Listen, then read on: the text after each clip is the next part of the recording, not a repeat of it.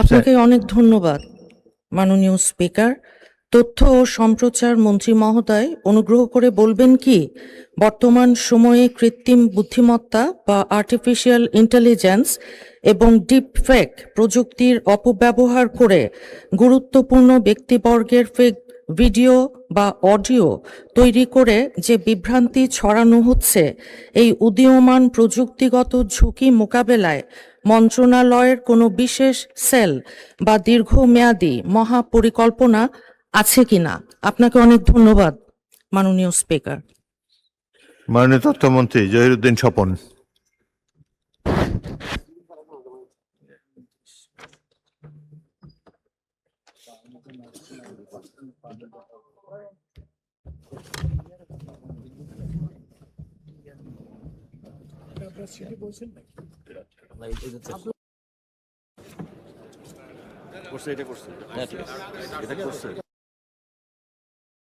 মাননীয় স্পিকার, আমি দুঃখিত।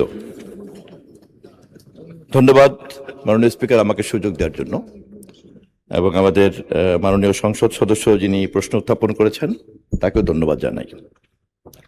বর্তমান সময়ে কৃত্রিম বুদ্ধিমত্তা, আর্টিফিশিয়াল ইন্টেলিজেন্স ও ডিপফেক প্রযুক্তির অপব্যবহার করে গুজব, অপতথ্য, ভুয়া তথ্য, বিভ্রান্তি ছড়ানোর অপচেষ্টা প্রতিরোধে আমাদের মন্ত্রণালয় বিভিন্ন কার্যক্রম আমরা বাস্তবায়ন করার চেষ্টা করছি।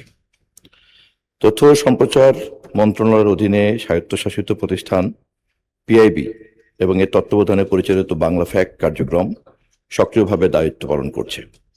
এ পর্যন্ত বাংলা ফ্যাক্ট 860টি ফ্যাক্ট চেক, বিশ্লেষণ, অনুসন্ধানী প্রতিবেদন, ভিডিও, রিল প্রকাশ করছে। এর মধ্যে বর্তমান সরকার দায়িত্ব গ্রহণের পর 306টি প্রকাশিত হয়েছে। বর্তমানে গড়ে প্রতিদিন 3 থেকে 5টি দাবির সত্যাসত্য যাচাই করে প্রতিবেদন প্রকাশ করা হচ্ছে। ইতিমধ্যে গুরুত্বপূর্ণ ব্যক্তিবর্গের নাম ও পরিচয় ব্যবহার করে পরিচালিত 137টি ভুয়া ফেসবুক অ্যাকাউন্ট, পেজ ও গ্রুপ, সংবাদ মাধ্যমের অনুকরণে পরিচালিত 16টি অপতথ্য ভিত্তিক ওয়েবসাইট। মাননীয় মন্ত্রী, দীর্ঘ উত্তর আপনি চাইলে পঠিত বলে গণ্য হতে পারে। আমি জাস্ট এই প্যারাগ্রাফটা শেষ করছি। 300টির অধিক বিভ্রান্তিকর ফেসবুক অ্যাকাউন্ট এবং 100টি এক্স অ্যাকাউন্ট চিহ্নিত করা হয়েছে। বাকি অংশটুকু পঠিত বলে গণ্য করার জন্য অনুরোধ করছি। ধন্যবাদ। উত্তরের বাকি অংশ পঠিত বলে গণ্য হলো। মাননীয় সদস্য ফাহিমা নাসরিন, আপনি একটি সম্পূরক প্রশ্ন করতে পারেন। আপনাকে অনেক ধন্যবাদ মাননীয় স্পিকার।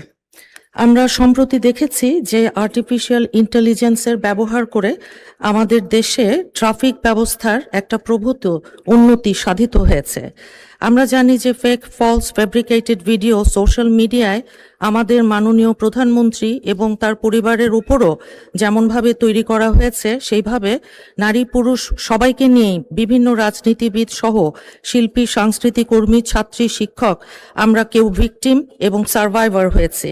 এখন বলা হয় যে সামনে যে সাইবার যুদ্ধ হবে সেটা ঢাল তলোয়ার নিয়ে মাঠে কিংবা ময়দানে নয়। সেই প্রস্তুতি আমাদের আছে কিনা, এবং 4 কোটি যেই তরুণ প্রজন্ম আমাদের আছে, আমাদের জনসংখ্যার একটা সিংহভাগ, তাদেরকে যথোপযুক্ত ট্রেনিং দিয়ে তাদের দক্ষতা বৃদ্ধির মাধ্যমে এই সামনের যেই দিনগুলো আছে সেখানে বৈশ্বিক পরিস্থিতিকে মাথায় রেখে সব রকম প্রস্তুতি গ্রহণ করে আমরা তৈরি আছি কিনা। ধন্যবাদ মাননীয় স্পিকার। মাননীয় মন্ত্রী।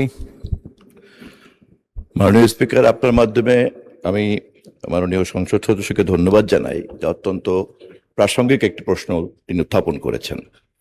আমরা সকলেই এ বিষয়ে অবগত আছি এবং অনেকেই এ বিষয়ে ভুক্তভোগী আছি, এবং সে কারণেই আমাদের মাননীয় প্রধানমন্ত্রী ইতিমধ্যেই তথ্য মন্ত্রণালয়, আমি সহ অন্যান্য সংশ্লিষ্ট ব্যক্তিবর্গকে ডেকে এ বিষয় সম্পর্কে আমাদেরকে বারবার পরামর্শ দিয়েছেন, নির্দেশ দিয়েছেন। আপনার মাধ্যমে মাননীয় সংসদ সদস্যকে জানিয়ে রাখতে চাই যে আমাদের বর্তমান যে কাঠামো, এই কাঠামোটি বোঝার সুবিধার্থে আমরা একটা অ্যানালগ সিস্টেমের সঙ্গে তুলনা করতে পারি, এবং সমস্যার যে চরিত্র, সেই চরিত্রটি আসলে ডিজিটাল প্ল্যাটফর্মের চরিত্র। সে কারণেই আমাদেরকে একটা রূপান্তর প্রক্রিয়ার মধ্যে যেতে হচ্ছে। প্রচলিত জনবল কাঠামোতে এটা কাভার করতে না পারার কারণে মাননীয় প্রধানমন্ত্রীর নির্দেশে আমরা আপাতত প্রকল্পের ভিত্তিতে সমস্যাগুলিকে, চ্যালেঞ্জ থেকে মোকাবিলা করতে চাচ্ছি। সেই লক্ষ্যে ইতিমধ্যেই আমরা 2টি প্রকল্প হাতে নিয়েছি। আশা করি পর্যায়ক্রমে আমরা ধারাবাহিকভাবে এটার একটা আধুনিক এবং ডিজিটাল প্রবলেমের ডিজিটাল সলিউশন আমরা বের করতে পারবো।